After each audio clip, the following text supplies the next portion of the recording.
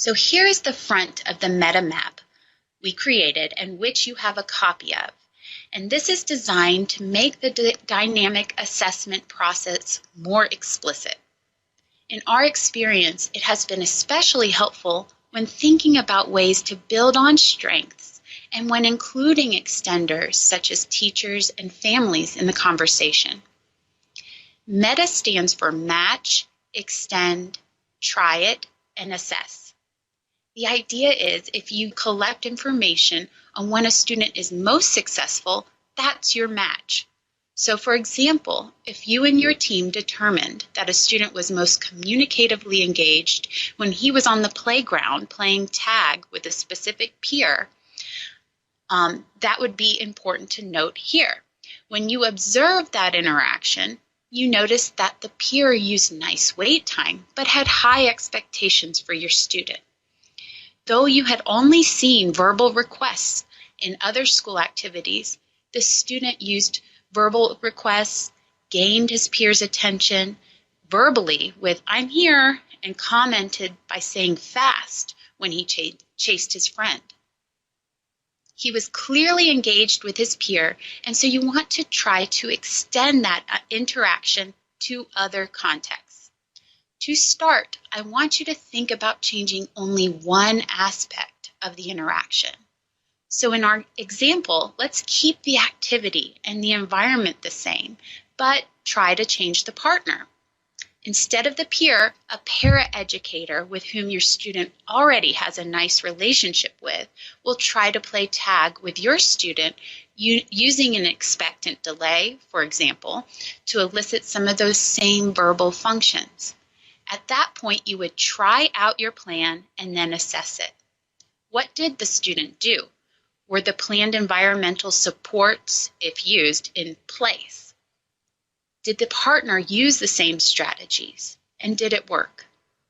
If it worked, now you have a new match because you have shown that the student can exhibit similar levels of communicative engagement when a different communication partner is used.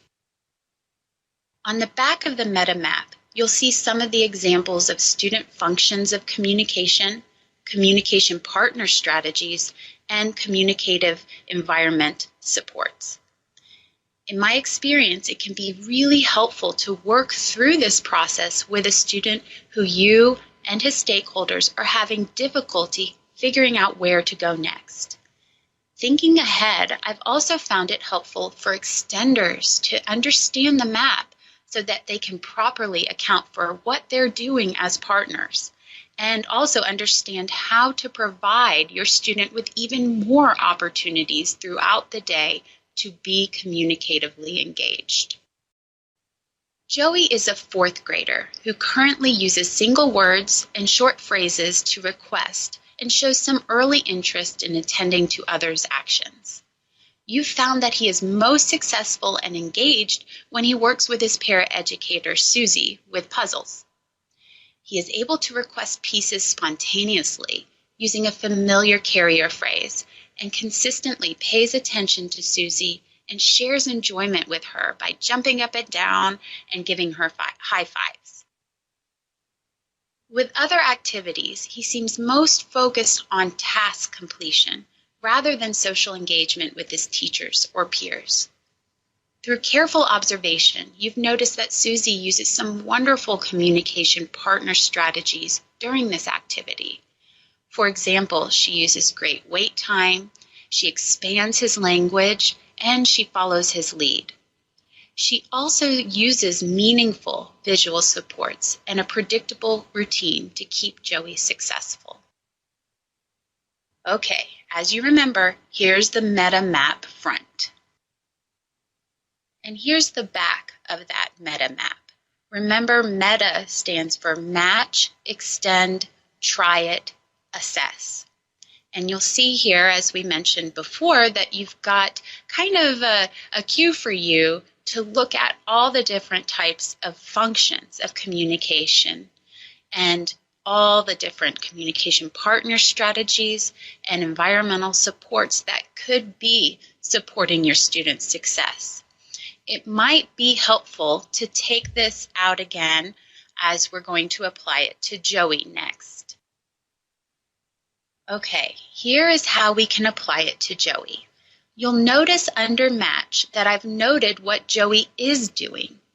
He's able to spontaneously request with a familiar carrier phrase, I want peace, please. And this likely is something that you have seen before. Requests are easier to elicit than many of the other functions because you can really focus on what the student is interested in. Ultimately, we want our students to engage with others simply because they are interested in others and enjoy that engagement. But requests might be a good place to start for some students. Under match, I've briefly described the environment. The puzzle activity happened where it always happens, in the classroom, and a board maker visual cue card was being used. Under communication partner, I've described what Susie does. She uses great wait time, models when Joey needs it, using the cue card, repeats while expanding his language, and follows his lead. At this point, we could go in a lot of different directions to try to extend this successful interaction. But in this example, I've kept the environmental and communication partner pieces the same. But instead of using I want peace, please, I've changed the request target to focus on people and actions instead of emphasizing the object, the puzzle piece, which Joey already knows very well since he is definitely more of an object expert than a people expert. So now we want Joey to say, Susie pick and I pick to request, and even comment on what his partner is doing since he is already paying attention to Susie in this interaction. Now, this is only one way in which we could try to extend the successful interaction. What if you changed an environmental factor instead? What if you faded back that visual support, or you changed the physical environment or the type of activity while keeping everything else the same? What if you changed a communication partner factor instead?